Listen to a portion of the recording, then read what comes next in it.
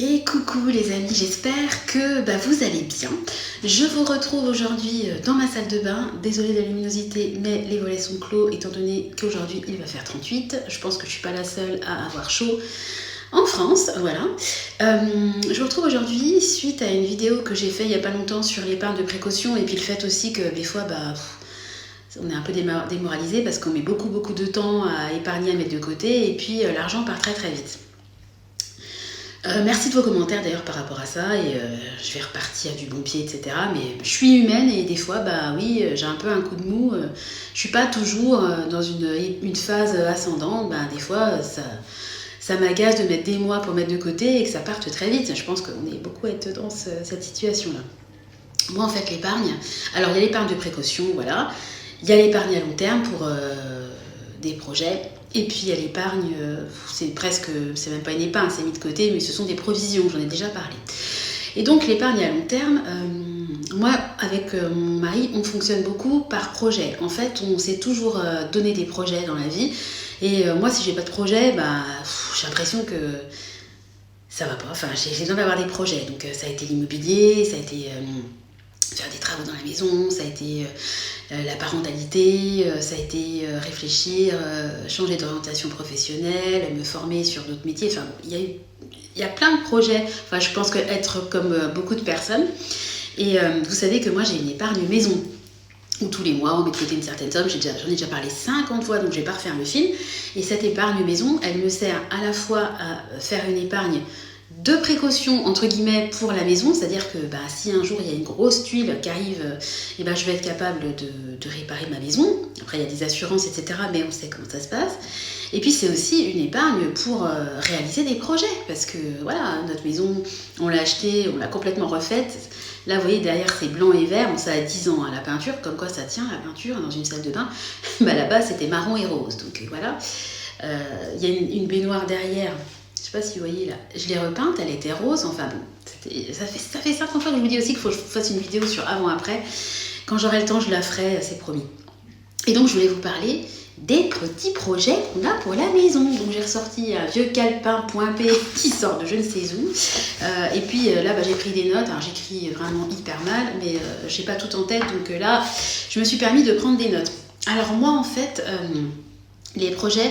Je les ai catégorisés en 3 types de projets. Alors, vous allez rire, la première chose que j'ai faite dans ma liste, c'est de lister ce qui, en un an, a été réalisé. Parce qu'en fait, on fait plein de choses. Alors, il y a plein de choses que je n'ai pas mises parce que c'est des petits détails, etc. Mais il y a plein de choses qu'on fait. Et en fait, on les oublie. Et je trouve que des fois, c'est bien de se faire une petite piqûre de rappel et de se dire, ouais, mais on a quand même fait ça en un an avec 3 enfants, plus tout le quotidien. Et c'est pas si mal. Donc, j'ai listé ce qu'on avait réalisé l'année dernière. Malgré tout, l'année dernière, alors, je lis, désolée, on a peint le portail, réparer le portail. Je ne sais pas si vous vous souvenez, notre portail extérieur, il ne fermait plus, il s'ouvrait, il se fermait, c'était là.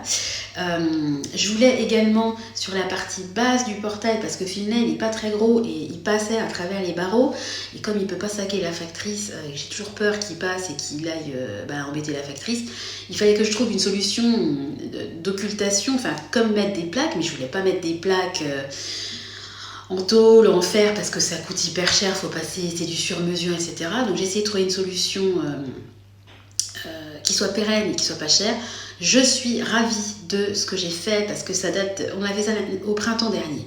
Donc ça a plus d'un an, ça tient nickel, ça a coûté même pas 50 € pour faire tout le bas du portail. Si j'avais voulu, j'aurais pu faire le haut également, mais bon, moi je m'en fiche qu'on me voit quand je suis dans ma cour. Mais c'était surtout pour le chien. J'essaierai de vous mettre une petite insertion de ce que j'avais acheté sur Amazon. Franchement, c'est génial, ça résiste aux intempéries. C'est ce dont on sert pour réparer les vérandas. Voilà, ça s'appelle du polycarbonate, je crois. Trop contente. Et c'est une idée qui vient de moi, donc je m'auto-félicite. Voilà, on a également fait démousser le toit. Vous savez, il y avait un petit peu de mousse sur le toit, des champignons, à l'usure, donc on a fait démousser le toit. Donc ça, c'était quand même un chantier qui nous tenait vraiment à cœur. On a racheté un nouveau salon de jardin. Ce nouveau salon de jardin était complètement daubé, donc je suis très contente de ce nouveau salon de jardin. J'ai repeint entièrement la cuisine. Et puis on a également entièrement refait le salon. On a repapiété entièrement le salon. On a mis On a essayé de créer un peu une sorte de soubassement. Enfin bon, c'était quand même du taf parce que notre salon, il n'est pas tout petit. Et on a fait ça l'année dernière, juste avant de partir en vacances, je me souviens. Il faisait chaud en plus. Donc voilà ce qu'on a fait sur un an. Je trouve que c'est plutôt pas mal pour des gens qui, soi-disant, n'ont pas le temps. Ah, j'arrive après, Tristan, je suis occupée. Alors ça, c'est la première partie. Ensuite, j'ai mis une deuxième partie que j'ai appelée projet prioritaire. Donc il y a 3 choses qu'on aimerait faire quand même le plus vite possible, le plus rapidement possible. Après, vous connaissez la chanson, hein, l'argent c'est le nerf de la guerre. Donc on a démoussé le toit. Mais maintenant, il faut qu'on hydrofuge les tuiles. Alors, on a tout le matériel. J'ai acheté un pulvérisateur, j'ai acheté le produit spécifique, j'ai acheté un harnais pour Chéri pour qu'il soit sécurisé. Tout est financé. Maintenant, c'est une question de temps parce que c'est quelque chose qu'il faut faire en n'ayant pas les enfants. C'est quand même un produit, etc. Donc, on s'est dit il ne faut pas qu'il y ait de canicule, il ne faut pas qu'il pleuve. Enfin, il y a beaucoup de paramètres qui font qu'on n'a pas pu le faire ces derniers mois. Mais c'est le prochain, au mois de septembre, ça sera fait. Mais c'est vraiment prioritaire parce qu'il ne faut pas que les tuiles avec l'eau deviennent poreuses. Voilà, on les a nettoyées, mais maintenant, il faut qu'elles soient hydrofugées, quoi, tout simplement. Ensuite, on voudrait réparer les chéneaux. On a quelques fuites, 2 ou 3 fuites dans les chéneaux. Bon, après, ça s'use, hein, c'est de l'usure classique. Donc, on a essayé de colmater avec un espèce de mastic qui durcit, vous savez, spécial extérieur. C'est quoi ce bruit? J'ai juste fait un truc dans le feu de la tente. Ok, j'ai eu peur. C'est la cuisine, les casseroles en inox de la cuisinière de Nathan. J'ai peur. On a essayé avec le mastic, mais ça va pas. J'ai acheté un ruban spécifique pour vraiment, apparemment, super étanche, etc. Mon mari a essayé une fois, ça n'a pas fonctionné. Donc là, il a réessayé avant la canicule. Donc j'espère que ça va fonctionner. Et puis sinon, je pense qu'on fera appel à un professionnel. Si vous avez des astuces de produits, que ça soit une sorte de mastic, peu importe, des astuces pour réparer des petites fuites dans les chéneaux, donnez-nous-les, ça nous évitera de changer nos chéneaux entièrement parce que on n'arrive pas. En fait, ce qu'on aurait voulu, c'est trouver quelqu'un qui vienne, qui nous fasse une soudure et puis qui nous prenne pas très cher. Mais en fait, quand on contacte les artisans pour ce type de chantier, ils nous rappellent même pas. Je pense que ça les intéresse pas, c'est des trop petits devis. Ils en ont rien à carrer de faire un devis si peu cher, donc ils répondent pas. Là où ils répondent, c'est si on veut changer entièrement les chéneaux, les gouttières. Là, il y en a plein qui répondent, mais pour faire des petits travaux comme ça. Pas cher, personne ne nous répond. Après, j'avais pensé aussi, vous savez, des fois, il y a des aides entre voisins sur le Bon Coin, des gens qui proposent leurs services, des super bricoleurs du dimanche, là, qui ont vraiment de l'or dans les mains. Je m'étais dit, tiens, pourquoi pas? Puis après, j'ose pas, j'ai peur que ça soit mal fait, enfin, je sais pas, j'ai une appréhension là-dessus, mais je me dis, ça se trouve, le mec, il prend peut-être 50 € de l'heure, j'achète j'achète ce qu'il me conseille d'acheter, il le fait, c'est bien fait. Des fois, ça vaut peut-être le coup de se pencher sur la question. Alors, si vous avez des astuces pour réparer les chéneaux, n'hésitez pas. Et puis, si vous êtes déjà passé par ce type de service entre particuliers, dites-le moi, conseillez même moi des sites pour se mettre en lien. J'ai pas eu le temps de me pencher sur la question, mais j'ai déjà songé. C'est peut-être à étudier. Et puis ensuite, on voudrait mettre des champs. Alors, on a des Velux à l'étage qui ont l'âge de la maison. Et c'est pas la marque Velux, c'est une autre marque. Donc à enlever, c'est impossible parce que il faut péter le machin. Il faut faire venir On aurait voulu le faire nous-mêmes, c'est pas possible. Donc on voudrait les remplacer par des volets roulants solaires. Hein. Mes parents, ils sont ça marche super bien. Même dans les régions, on n'est pas dans le sud, mais voilà. Et moi, ce que j'aimerais, c'est le faire aussi en bas. Parce que moi, quand l'hiver, mon mari, par exemple, est en déplacement, je déteste ça, fermer les volets. Je suis une trouillarde. Hein. Et je me dis que si j'avais un petit boîtier au clic, j'ouvre, clic, je ferme, ça serait sympa. Et puis, pour l'étage, Tristan a beaucoup de mal à se réveiller le matin. Et je me dis que si je pouvais lui ouvrir petit à petit son volet pour le réveiller à la lumière du jour, ça serait bien pratique et ça m'éviterait de dire 15 fois Tristan, Tristan, Tristan. La lumière du jour, ça aide quand même au réveil. Donc ça, on aimerait vraiment le faire. Mais ça coûte un bras et pour l'instant, on n'a pas encore les moyens. Je pense qu'on va le faire, on va commencer déjà par le haut. Parce qu'il y en a carrément là en haut qui sont bloqués, faut les débloquer, c'est enrayé. Enfin, ils sont vraiment en fin de vie, donc on aimerait le faire.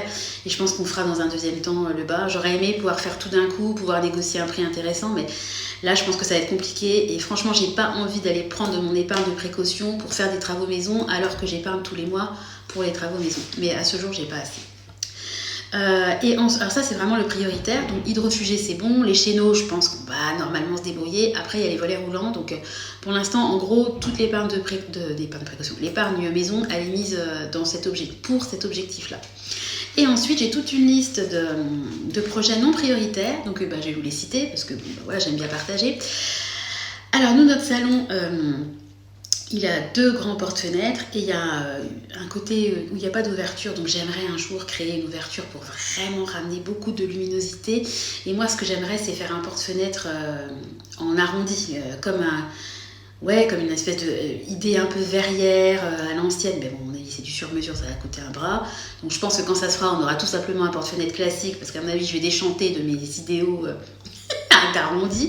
Mais déjà, rien qu'un porte-fenêtre, une ouverture, une création d'ouverture, un porte-fenêtre, ça va coûter à mon avis bonbon. Donc ça, c'est vraiment mon prioritaire, c'est un peu plus de luminosité, voilà, mais notre maison, elle est loin d'être sombre. Bon, voilà, on l'avait fermée, vous allez dire, voilà, mais notre maison, elle est lumineuse, il n'y a pas de souci. Mais je trouve, puis même visuellement, ça mettrait, je sais pas, ça nous rajouterait le côté végétal, parce qu'on aurait vu sur une partie du jardin qui a... en ce moment, on n'a pas vu sur cette partie, sauf dans les chambres et la salle de bain. Donc j'aimerais bien faire ça.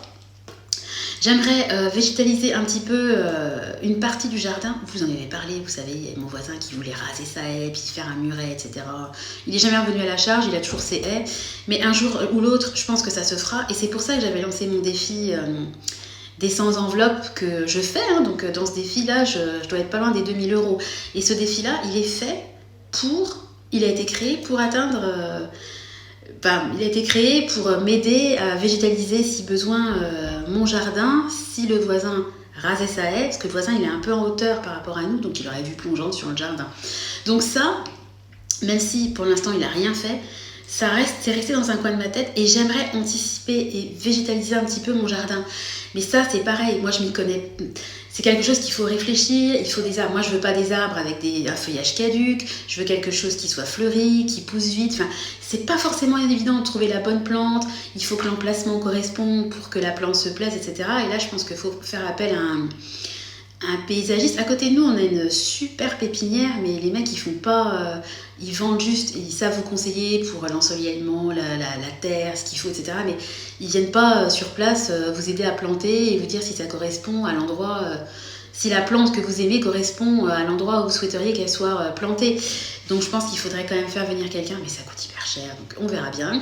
Bon, après, quand j'aurai le temps, peut-être que je pourrais moi-même me pencher sur la question, faire mon analyse, mon enquête, aller sur des forums, et puis spécial jardin, etc. Et puis peut-être par moi-même trouver la solution, parce qu'en réalité, on n'est jamais mieux servi que par soi-même, donc je pense que c'est comme ça que ça se terminera.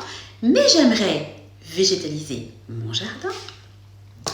Autre projet qui n'est pas prioritaire, mais que j'aimerais beaucoup faire, c'est mettre une citerne enterrée dans le jardin pour avoir de l'eau.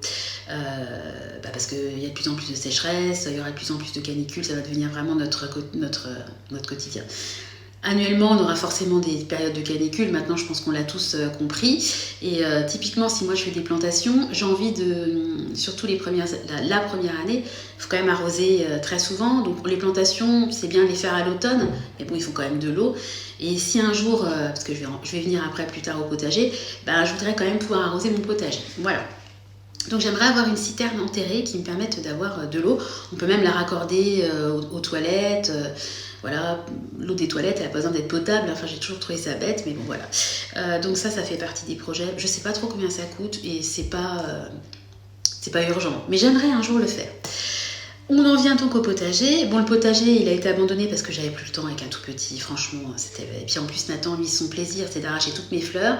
Donc si c'est pour que je plante des légumes et qu'il m'arrache tout quand c'est vert, ça va pas le faire. Donc j'ai mis ça en suspens pendant quelques années, mais moi j'adore le jardin et j'adore aussi cultiver mes propres légumes. Et puis quand on voit tout ce qui se passe, vous avez vu le rappel de fromage, la listeria, le E. coli, tous ces trucs-là, on ne sait même plus quoi manger, on a même presque peur maintenant de manger. Les scandales alimentaires, voilà, je me dis, si je peux produire moi-même mes fruits et mes légumes, c'est quand même top. Mais bon, pour l'instant, on n'y est pas. Mais j'aimerais un jour avoir à l'arrière, donc sur la partie qui donnerait sur le nouveau porte-fenêtre, un potager. Et j'aimerais que ce potager, je ne sais pas si ça va parler à beaucoup de gens, mais j'aimerais qu'il soit un peu dans l'idée d'un jardin de curé. C'est un peu les potagers à l'ancienne où se mêlent les plantes un peu médicinales, les aromatiques, les fleurs et puis les légumes. Je trouve ça magnifique esthétiquement et puis je trouve que c'est trop bucolique et j'adore ce type de jardin. Et j'aimerais que ce jardin potager nourricier soit j'arrive, je suis occupée. J'arrive, mon cœur, je suis occupée. Soit entouré de barrières blanches. J'arrive, Clément, à tout de suite. Alors, il y a eu Tristan, maintenant il y a Clément, il va y avoir bientôt Nathan. Ensuite, j'aimerais refaire la salle de bain du bas, la salle de bain où je vous parle, parce que vous voyez, la baignoire, là, c'est une vieille... on ne prend jamais de bain ici, parce que je ne sais pas combien de litres d'eau, c'est une énorme baignoire. Elle a été faite, c'est une baignoire classique, mais elle a été faite comme si c'était une baignoire d'angle, donc ça prend énormément de place, alors que la salle de bain où je suis, elle est vraiment grande. Il y a un super potentiel, je suis sûre qu'on aura de toute façon à la fois baignoire et douche. Enfin, il y a un super potentiel, mais il y a aussi un super potentiel financier. Donc pour l'instant, en plus on a une salle de bain qui doit avoir 4-5 ans au-dessus, donc elle est top, donc on n'a pas besoin de refaire celle-là. Mais ça fait partie des projets. Je me dépêche parce que j'entends les enfants, donc je vais y aller. Et puis enfin, dernier projet qui n'est absolument pas prioritaire, c'est pour l'étage et c'est purement esthétique. On a des Velux, je vous expliquais, voilà. Et j'aimerais faire des chiens assis. Vous savez, des vraies fenêtres en fait, tout simplement, parce que je trouve qu'esthétiquement c'est beaucoup plus joli. Et puis au lieu d'avoir vu sur le ciel, j'aurais vu sur le monde, voilà. Donc j'aimerais aussi faire ça, mais ça, je suis même pas sûre que dans ma vie je le ferai. Mais c'est bien d'avoir des projets, des objectifs et même des rêves. Voilà, il faut rêver dans la vie, sinon voilà. On déprime et puis on se dit ouais, mon épargne de précaution, elle a fondu et puis j'en ai marre parce que j'ai mis 3 ans et que j'ai même pas atteint mon objectif et gna. Voilà, donc quand on parle projet, c'est tout de suite plus enthousiasmant, dirons-nous. Bon, j'espère que ma vidéo vous aura plu. Moi, j'étais contente de faire ce petit récap à titre personnel parce que je trouve que la première partie de la vidéo où je vous ai dit un petit peu ce qu'on avait réalisé, je trouve que ça soit au niveau travaux, au niveau personnel, au niveau famille, au niveau financier, professionnel, peu importe, je trouve que des fois c'est bien de se poser et de se faire un bilan. Et les bilans, ils sont pas... alors bien sûr, moi j'adore faire mon bilan à l'année sur l'épargne, ce qui s'est passé dans nos enveloppes, etc., virtuelles, je rappelle. Mais c'est bien aussi de faire des bilans à d'autres niveaux, parce que l'argent, c'est très important, et de toute façon, on a tous besoin d'argent pour vivre, c'est comme ça. On est dans une société où l'argent a une grande importance, mais il n'y a pas que l'argent. Il y a aussi la santé, évidemment. Bon, alors là, pour l'instant, je ne vous en parle plus, vous avez bien compris que c'est un peu morne pleine, mais j'ai toujours mon objectif de perte de poids, et c'est vrai que quand on fait des bilans, sur 3 mois, parce que des fois, j'ai perdu que 100 grammes cette semaine, mais quand on fait le bilan sur 3 mois, sur 6 mois, on se rend compte des efforts qu'on a fait, parce que moi j'ai quand même déjà perdu quasiment 20 kilos, et quand vous portez 20 kilos, vous vous rendez compte du poids que vous avez en moins sur vous, et il faut quand même aussi des fois savoir s'auto-féliciter, quoi. Comme dirait ma mère, je me fais des compliments, on n'est jamais mieux servi que par soi-même, si je m'en fais pas, personne m'en fait, elle a un truc comme ça, et c'est vrai, elle a raison, des fois il faut aussi savoir... tirer le positif aussi de ce qu'on a fait, parce qu'on avance tous à notre rythme, on a tous des hauts, des bas, etc. Mais voilà, les réussites, il faut savoir aussi les apprécier et les garder dans un coin de sa tête et ne pas les oublier. Je vous laisse, je vous fais de gros bisous et je vous dis à très bientôt dans une nouvelle vidéo. Bye bye.